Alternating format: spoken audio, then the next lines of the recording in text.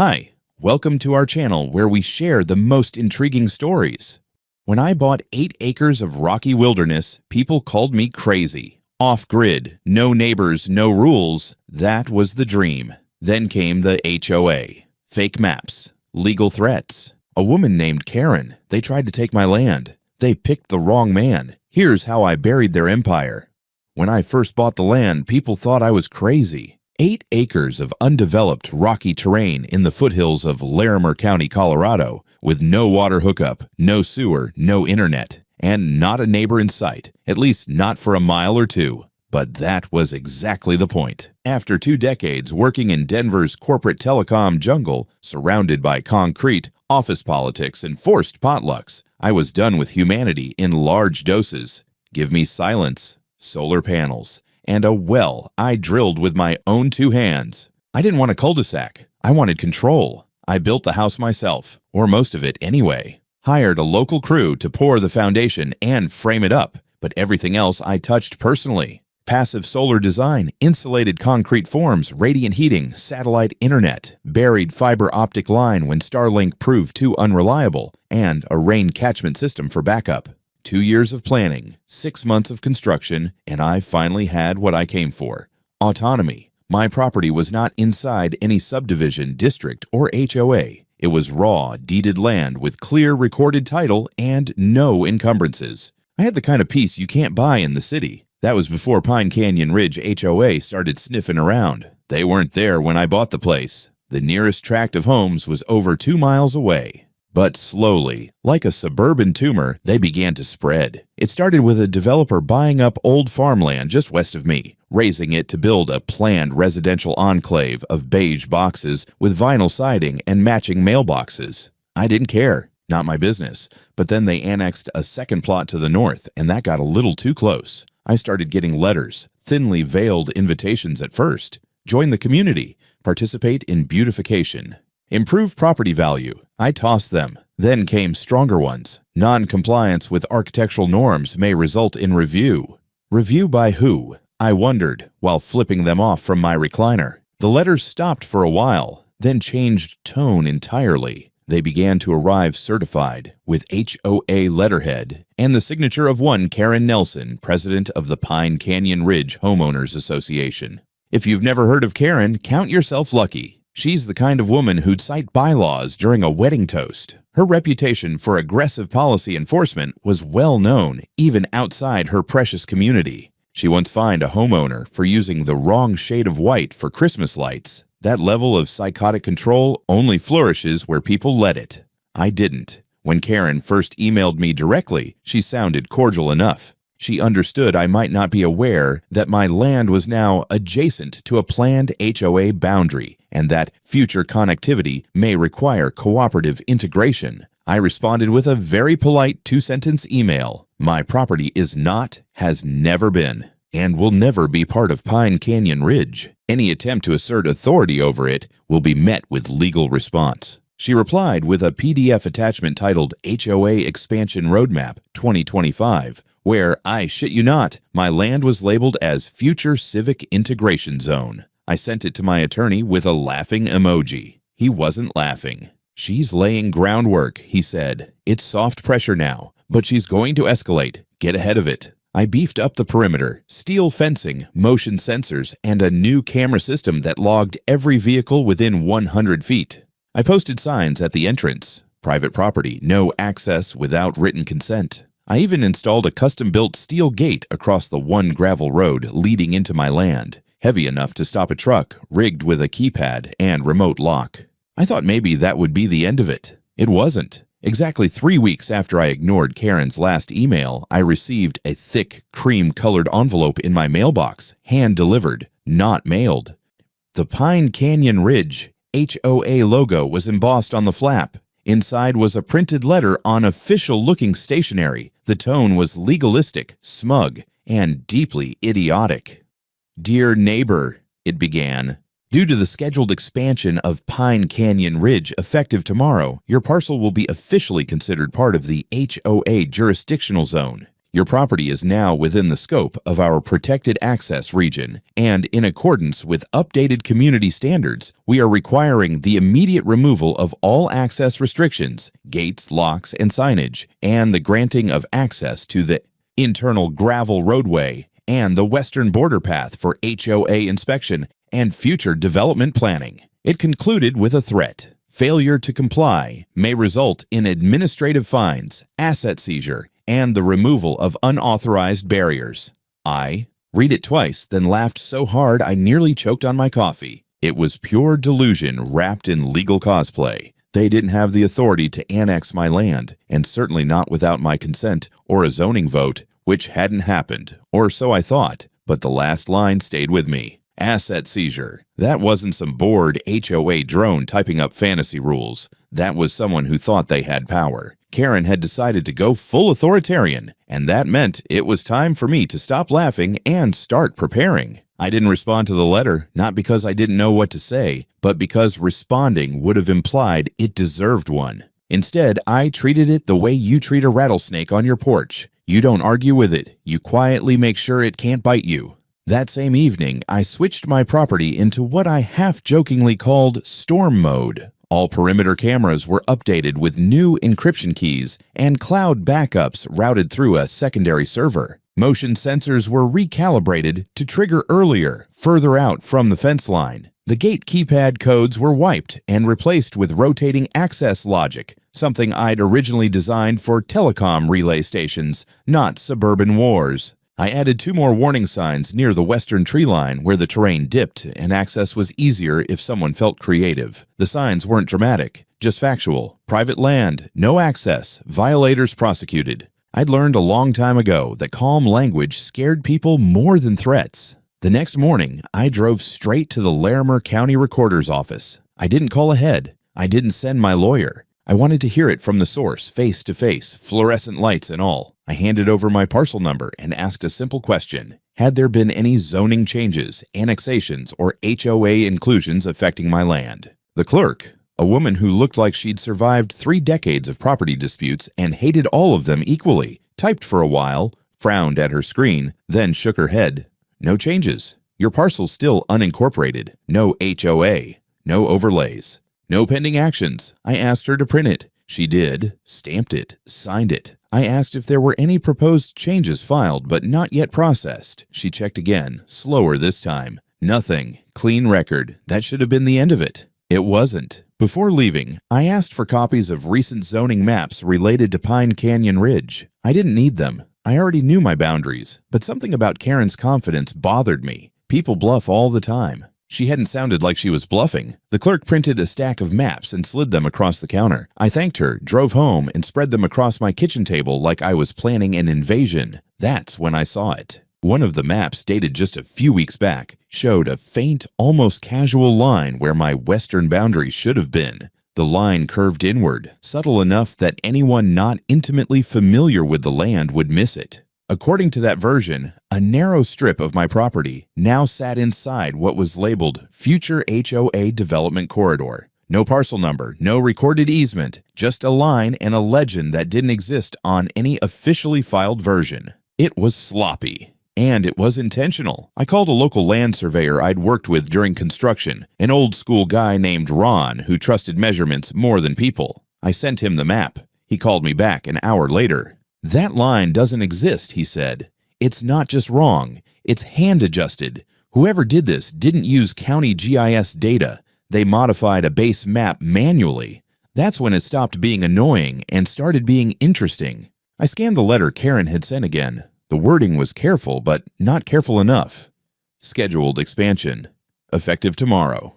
No references. No case numbers. No ordinance citations. Just assertions, written like facts because she assumed no one would challenge them. I forwarded everything to my attorney. The letter, the official county confirmation, the altered map, and Ron's notes. His response was short. "This is fraud," he wrote. "Don't engage them directly. Let them make the next move." So I waited. 2 days later, my neighbor down the dirt road stopped by. He didn't come in, just leaned against his truck, uncomfortable. He asked if I was really blocking the park. I told him there was no park. He said he'd heard otherwise. Flyers were circulating near the school. Something about a community green space being delayed because of a private landowner refusing cooperation. That was the moment I realized Karen wasn't just coming after my gate. She was coming after my reputation. I watched the sun drop behind the ridge that evening, cameras humming quietly, gate locked solid. Somewhere between those trees, someone had decided my land was an obstacle instead of a boundary. And judging by the noise starting to ripple outward, they weren't planning to back down quietly. I was out back that morning, patching up the northeast fence line where an elk had crashed through a few nights earlier. The damage wasn't major, just a bent post and some wire to replace, but it gave me an excuse to breathe mountain air and listen to something besides the low hum of paranoia. The whole week had felt like a countdown. No new letters, no visits. Just an eerie quiet from Karen and her HOA crew, like the silence you get when a predator's already leapt and you're too slow to notice. That silence broke around 8:30 a.m. I was halfway through hammering a brace into the new post when the camera notification pinged my phone. Motion detected at the front gate. I checked the live feed. There she was, Karen Nelson, flanked by two men in high-vis vests, standing 10 feet from my steel gate with a goddamn tripod and what looked like a rented piece of surveying equipment. One of the men was jotting notes on a clipboard. The other scanned the treetops like my 8 acres of scrub oak were concealing enemy snipers. I didn't go out there. I didn't have to. I tapped into the speaker system wired to the gate's motion sensor. My voice came through clean and even. This is private land. You are not authorized to enter. Under Colorado Revised Statute 18-9-110, your presence constitutes first-degree trespass. You are being recorded. Karen didn't flinch. She turned toward the camera, lips pressed tight, arms folded like she was about to give a TED Talk on hostile takeovers. One of the men muttered something and adjusted the tripod. Then she spoke, loud enough for the mic to catch every word. This is an official boundary verification exercise in preparation for Pine Canyon Ridge community improvements. You are legally obligated to provide access under revised planning protocols. Which was bullshit. All of it. No such planning protocols existed, and no court had issued any order. But the camera caught her saying it. That was enough for now. I didn't respond. I just let the silence hang there until they backed off. After 15 minutes of awkward gesturing and pretending to measure things they had no right to touch, they packed up and left. I saved the footage to 3 separate drives and 1 cloud backup. I thought maybe that was their version of a scare tactic, a little intimidation theater.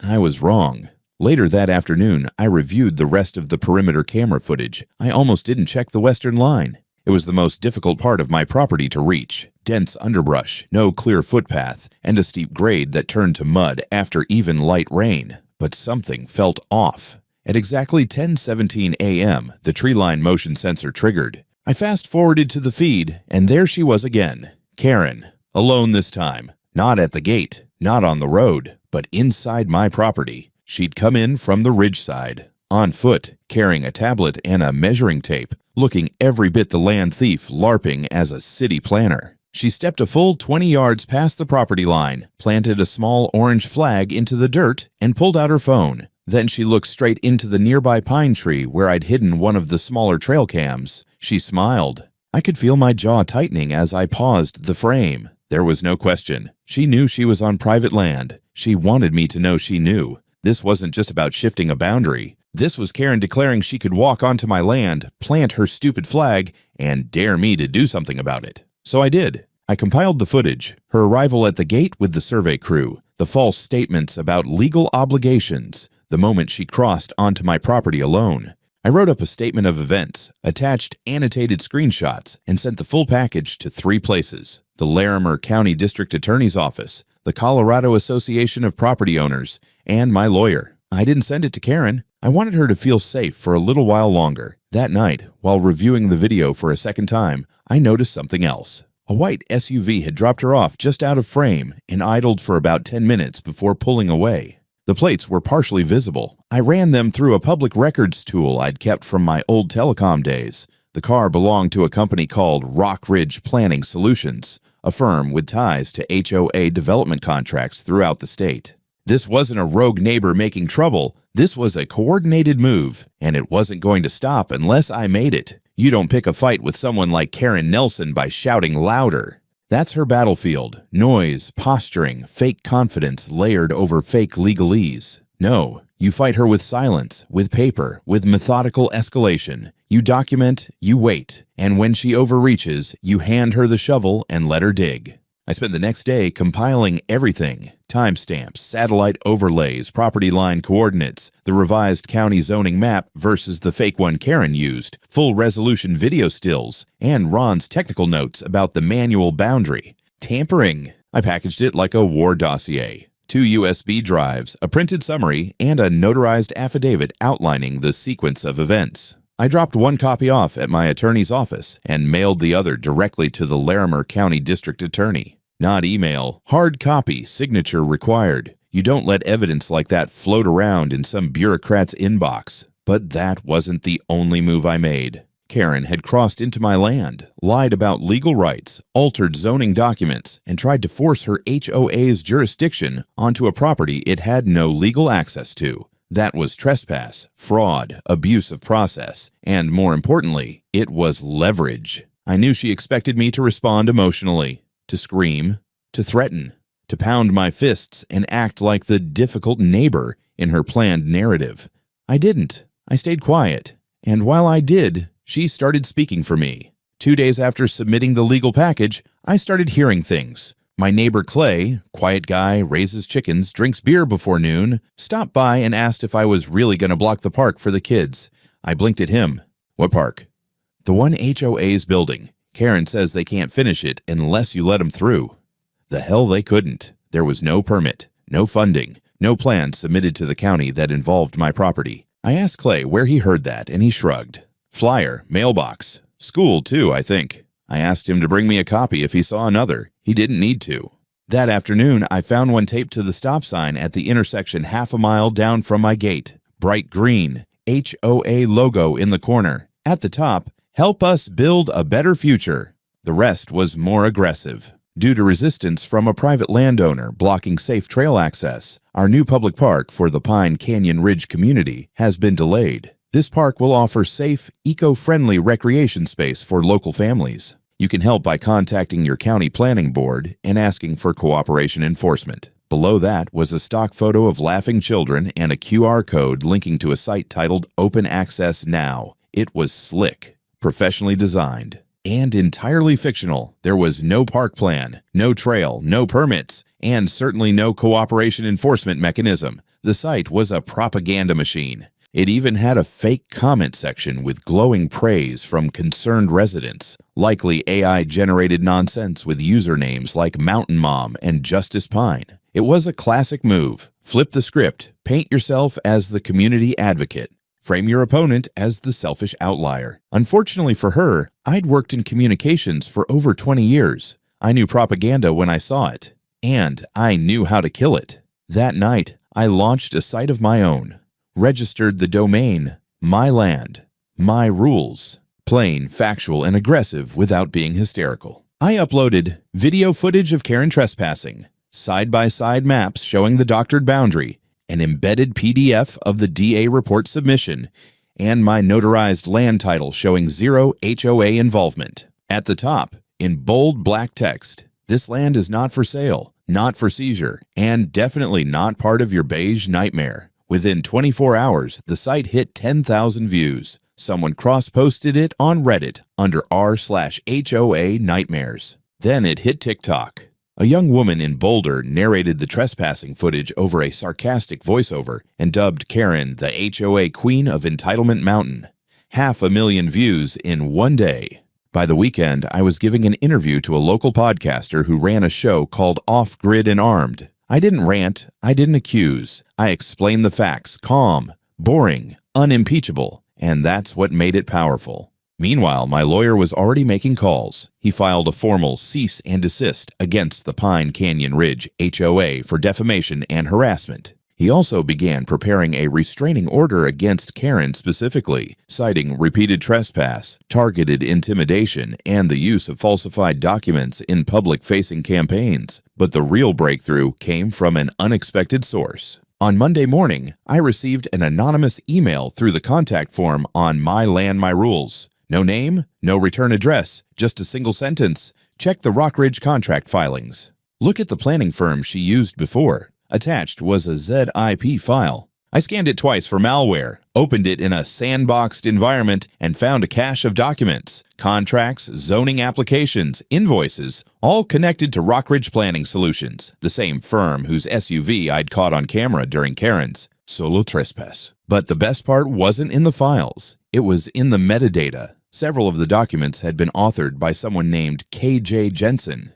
Karen J. Jensen. It took me 5 minutes to find the rest. Karen Nelson hadn't always been Karen Nelson. 10 years earlier, she'd worked in Arizona as Karen Jensen, a mid-level official in the Tucson Department of Urban Planning. She was terminated for zoning irregularities tied to suspicious land use changes that benefited a private developer she had failed to disclose familial ties to. That incident had quietly settled. No charges, no coverage. Just a pink slip and a name change. Until now. I sent the documents to my lawyer. His reply came 20 minutes later. This just became criminal, and she just lost her war.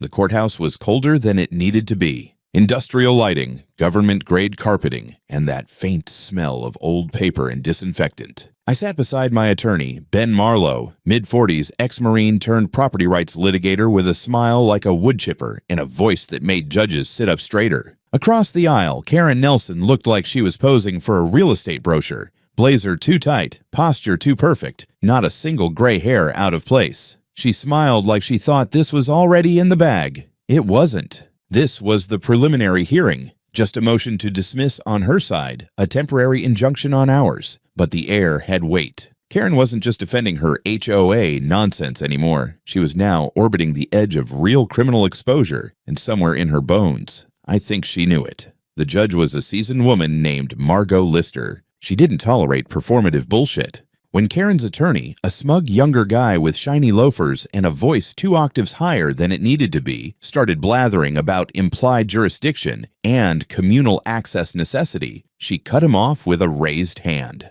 Mr. Pearson, is the defendant prepared to provide documented evidence that Mr. Vincent's property falls under Pine Canyon Ridge jurisdiction? He hesitated. Karen leaned in and whispered something. Pearson cleared his throat. We do have a boundary map, Your Honor. Submit it. He did, printed in full color, the same fake map I'd already exposed. Judge Lister took a moment to examine it, holding it against the actual county zoning map my lawyer submitted right after. Then she looked up. This is not a recorded map. There is no official overlay confirming this boundary. Mr. Marlowe, do you have expert verification of your copy? Ben stood like a mountain. Yes, Your Honor, certified by Larimer County Recorder's Office. We also have a notarized statement from a licensed surveyor confirming this document. He tapped our map, is accurate, and that the other, he nodded toward Karen's, is falsified. The judge didn't blink. She just turned back to Pearson. Do you wish to contest the surveyor's certification? Pearson opened his mouth, closed it. Then, to everyone's surprise, Karen leaned forward, stood up, and addressed the court directly. Your Honor, this whole dispute is a misunderstanding. My intention was to ensure that public access wasn't unfairly blocked by one individual. I may have misunderstood the zoning adjustments, but my actions were in good faith. Ben didn't wait for the judge. Your Honor, may I remind the court that Mrs. Nelson personally entered my client's private property without consent, staked a false boundary marker, and made recorded verbal claims to legal authority she did not possess. This was not a misunderstanding. This was willful trespass paired with document falsification. Judge Lister's eyes narrowed slightly. Mrs. Nelson, did you knowingly enter Mr. Vincent's land? Karen hesitated for the first time. I believed it to be within the HOA's boundary, based on information provided by our planning consultant. Ben took that opportunity like a lion seeing an open throat.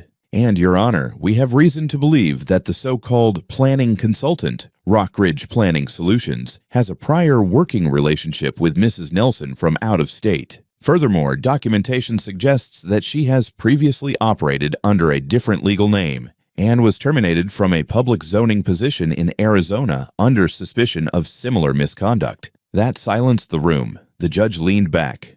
Is that documented, Mr. Marlowe? It is. We have notarized proof and matching authoring signatures from Ms. Nelson, formerly Karen Jensen. Pearson jumped in then, visibly rattled. Objection, Your Honor. This is character assassination.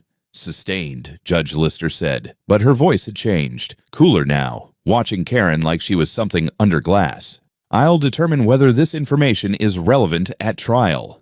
For now, we stay focused on the matter at hand." The ruling that day was small but significant. Karen's motion to dismiss was denied. Our injunction was granted. She and her HOA were barred from making any further claims about my property, physically entering it, or disseminating any materials referencing it as part of their jurisdiction. Violations would carry fines and potential contempt charges. We walked out of that courtroom with no chest thumping or high fives, just the calm satisfaction of knowing the house of cards was tilting. But things weren't done. Not even close. 2 nights later, I got a knock at my door. I almost didn't answer it. I don't like unannounced visitors, especially after sunset, but the knock came soft, hesitant, not HOA style. I opened the door to find a young guy in a windbreaker, early 30s maybe, holding a manila envelope like it was ticking. "Are you Milo Vincent?" "Who's asking?" "I used to work with Karen," he said. I don't want to be part of this anymore." He handed me the envelope and walked off before I could ask his name. Inside were copies of internal HOA emails. Dozens. One thread, dated 4 months earlier, from Karen to Rockridge Planning, read, "We need that corridor line adjusted. Doesn't have to be perfect, just enough to make him look obstructive. He's the last domino." Another email, this time to the HOA board. "If we can push this through, I'll have the planning seat in 2 years. He's off-grid. He doesn't vote. He's expendable." That was the real Karen Nelson. Not the neighborhood organizer, the chess player, the one who didn't just want my land. She wanted leverage. She was building a kingdom, and I was an inconvenient castle in the middle of her empire. And now I had proof. They always look stronger from the outside. HOAs, governments, corporations, any institution that wraps itself in bureaucracy. But it only takes one crack, one leak. And when the dam breaks, it doesn't trickle. It roars. The leaked emails were more than incriminating. They were an open confession of intent. Karen had not only ordered the falsification of a property line, she'd done it to secure political leverage. She planned to use my land dispute to rally her community, pressure the zoning board, and eventually launch herself into a seat on the county planning commission. It wasn't just fraud, it was strategy. A long con built on the assumption that no one would dare push back. Until now. My attorney forwarded the entire packet to the district attorney, along with a formal request to expand the investigation into conspiracy to defraud. By then, the DA's office already had their own copy. Someone inside the HOA had beat us to the punch. Turns out the guy who dropped the envelope on my doorstep wasn't the only board member who wanted off Karen's sinking ship. 2 more whistleblowers stepped forward by the end of the week. They confirmed that the HOA board had voted, informally, off the books to support Karen's plan, knowing full well the map was doctored. One of them turned over a voice memo from a board meeting held in Karen's living room. "If we get the access corridor approved, we can spin it as a green initiative. The county loves that crap. Milo Vincent doesn't even use the land. It's just scrub and rocks. If we make him look like the villain, people won't care what we did to get it." The investigation hit local news first. Then it went statewide. KR9 Colorado ran the headline, "HOA accused of land grab scheme. Homeowner fights back with evidence." I was interviewed on the evening segment. Once again, calm, clean, no anger. I laid out the facts. I made no threats. I didn't need to. The reporters did it for me. They aired side-by-side maps, before and after overlays, showing how Karen's team had digitally curved my boundary. They played the clip of her staking my property with an orange flag and smiling into the hidden trail, cam like she was planting a flag on the goddamn moon. Then came the deeper cut. One of the investigative journalists dug up the Arizona records. Not just the termination paperwork, but internal emails from her time in Tucson's urban planning office, leaked by someone with a grudge and a long memory. The emails suggested Karen, then Karen Jensen, had engaged in coordinated boundary negotiations with a developer who turned out to be her brother-in-law. The same name appeared on donor records for Pine Canyon Ridge's founding developer. That broke the story wide open. Karen tried to control the fallout. She issued a statement through the HOA website denying all wrongdoing, blaming unfounded accusations driven by anti-community sentiment, and claiming the email leak was a malicious fabrication. No one bought it, not even her own board. The next day, 3 board members resigned. The HOA's legal counsel stepped down due to ethical conflicts. Their insurance carrier suspended coverage, citing active investigation risk. And then, finally, the state got involved. The Colorado Department of Regulatory Agencies launched a formal inquiry into Pine Canyon Ridge, HOA, for violations of civil code, misuse of organizational authority, and fraudulent land use manipulation. That alone would have been enough to implode most HOAs. But Karen wasn't just under administrative review. She was now the subject of a criminal investigation. I watched it unfold from my porch. Neighbors I'd never spoken to before started showing up, not to yell or protest, but to apologize. A mother and her teenage daughter brought homemade bread and said, "We were told you were some angry prepper hoarding land, but we watched the footage. You were just minding your business." I nodded. I didn't need a parade, but it was something. Even Clay, the chicken guy, came by and offered me a 6-pack. "Guess I owe you a beer," he muttered. I took it. The best part, I didn't have to lift another finger. Everything I'd set in motion, the paper trail, the footage, the exposure, it was now driving itself. Karen's empire was collapsing under the weight of its own deceit. I had no doubt she'd try to claw her way out of it. Maybe blame her consultants, maybe claim ignorance. But her emails, her voice on tape, her face on camera trespassing, none of that was deniable. Then came the cherry on top. The state audit of Pine Canyon Ridge's financials revealed something no one had expected. 2 prior land disputes, quiet ones, had ended with small buyouts and NDA agreements. One involved a retired couple who'd sold their 5-acre property for half its value after HOA pressure. Another was a disabled vet who'd moved out abruptly after receiving citations for incompatible landscaping. In both cases, the HOA had filed boundary adjustments suspiciously similar to mine. Karen hadn't just made a mistake with me, she'd made a habit. The press dubbed it a pattern of organized territorial fraud. The governor's office issued a statement condemning predatory overreach by unregulated homeowners associations and promised legislative review. And somewhere in that mess of headlines and resignations and subpoenas, I stood still. Same boots, same land, same gate. The one they said would have to come down by morning. It was still standing, and now it was stronger than ever.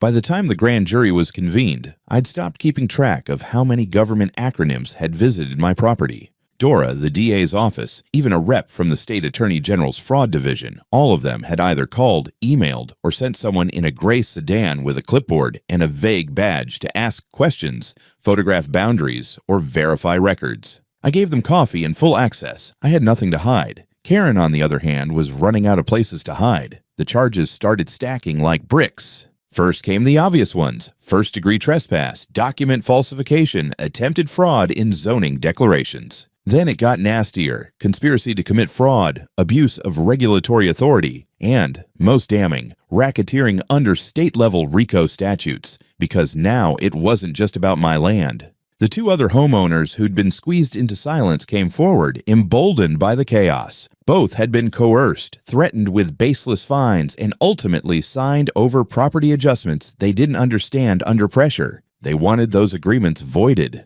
Their lawyers moved fast. Mine did too. Ben Marlowe filed a civil suit for damages seeking compensation for trespass, legal harassment, defamation, and attempted property theft. The total claim? $210,000. Not inflated, just documented losses, legal fees, and compensation for the 3 months of siege. Karen responded by requesting the court dismiss the suit, claiming the HOA had acted in good faith and that she was being singled out due to personal vendetta. The judge didn't even blink before denying her motion. Then came her own criminal arraignment. The courtroom was packed, cameras at the back, reporters scribbling with the same bloodlust they once reserved for local election scandals. Karen showed up with her attorney and a forced smile, like this was just another tedious formality. But when the prosecutor read the charges aloud, 6 counts, including attempted fraudulent seizure of private land, her expression cracked for the first time. The court denied bail modification. She wasn't going home that day. Meanwhile, the HOABoard tried to spin it. A press release went up on their website claiming they had been misled by internal leadership and were committed to rebuilding trust with the community. But no one cared. Their membership was down by almost 50%. Several residents had filed motions to terminate the HOA entirely. Others were petitioning the county to dissolve the subdivision's charter. It was chaos wrapped in khaki suburban misery. Ben and I weren't celebrating. Not yet. We still had court. At the first hearing for the civil suit, Ben walked the court through the entire timeline. He presented the trespass footage, the fake zoning map versus the real one, the email chains ordering the boundary manipulation, the voice memo from the secret HOA board meeting, the contract metadata linking Karen to Rockridge Planning Solutions, and finally, the leaked documents from Tucson showing Karen's previous misconduct. Her attorney didn't even try to deny most of it. Instead, they leaned hard on procedural language, errors in judgment, lack of regulatory clarity, community miscommunication. Ben cut through it with surgical calm. This wasn't miscommunication. This was organized coercion using HOA authority as a weapon. My client was not a member of this association, yet was targeted with manufactured documents, public defamation, and direct property invasion. The judge nodded slowly. He looked tired. He also looked furious. Then came the most satisfying moment of the day. The judge turned to Karen and said, "This court finds the evidence overwhelmingly supports Mr. Vincent's claims. The defendant not only trespassed, but led a calculated effort to mislead public entities, falsify legal boundaries, and coerce community pressure in pursuit of personal gain. Damages are awarded in full." That was it. $210,000 awarded to me, paid jointly by Karen and the HOA's remaining board. Outside the courthouse, someone from a local news affiliate tried to shove a mic in my face. "Do you feel vindicated?" I just smiled and said, "I feel like I'm going home. That's enough." But it wasn't over, because 2 days later, Karen was officially indicted. The DA's office filed their final charges. 7 years maximum sentence recommended. The RICO angle had stuck, mostly because of the cross-state history and financial gain motive. The community began unraveling after that. The HOA couldn't pay its debts. Their insurance had pulled coverage. 3 of their board members lawyered up and quietly disappeared from public view. The HOA's bank account was frozen pending a forensic audit. Residents began filing to remove deed restrictions one by one, and the county launched a review of HOA registration policies statewide. The system that tried to absorb my land, it was being dismantled piece by piece by the very institutions it had tried to manipulate. And all I'd done was hold the line. It rained the morning the demolition crew arrived. Nothing dramatic, just a slow, steady drizzle that turned the gravel road to soft mud and left streaks across the sides of the trucks. I stood at the edge of my driveway, coffee in hand, watching them tear down the old HOA signage at the intersection a half-mile south of my gate. The bold blue letters, "Welcome to Pine Canyon Ridge, a protected community," were the first to go. Behind the trucks followed a county vehicle. Not code enforcement this time, but a land assessor come to document the removal of jurisdictional designations. The HOA was being dissolved. Not just suspended, not restructured, dissolved entirely under community vote and administrative action. What was once a sprawling suburban experiment had collapsed into its own mess of fraud, legal overreach, and public disgust. The homeowners had won their own form of freedom, though not all of them knew what to do with it. Some houses were up for sale. Others put up new fences. One neighbor, bless his heart, immediately repainted his house a violent neon green just because he could. Clay the chicken guy. He stopped by with another six-pack and said he was thinking of planting pot now that there's no HOA to tell him not to. I told him to check state law first. He said, "That's your job, smart guy." But none of it touched my land. Because now my property had its own designation. The county, in a rare act of political clarity, issued an official declaration of private exclusionary reserve status, a legal classification that confirmed I could not be included in any zoning or association jurisdiction without express consent in writing, filed, and notarized. In plain terms, they couldn't try this again. Not in 10 years, not in 20, not with a new HOA or a city ordinance or a county annexation plan. It was over, officially. Karen, meanwhile, had vanished from public life. Her house was listed under a trust now. Rumors said she took a plea deal, exchanged a reduced sentence for full cooperation and testimony against the remaining board members. Last I heard, she was barred from working in any zoning, development, or planning capacity for life. Ben, my attorney, sent me a final invoice along with a handwritten note. "You're the most stubborn client I've ever had. Don't change." I framed it. And as for the gate, I built a new one, welded it myself. Industrial steel, hydraulic swing arm, solar backup.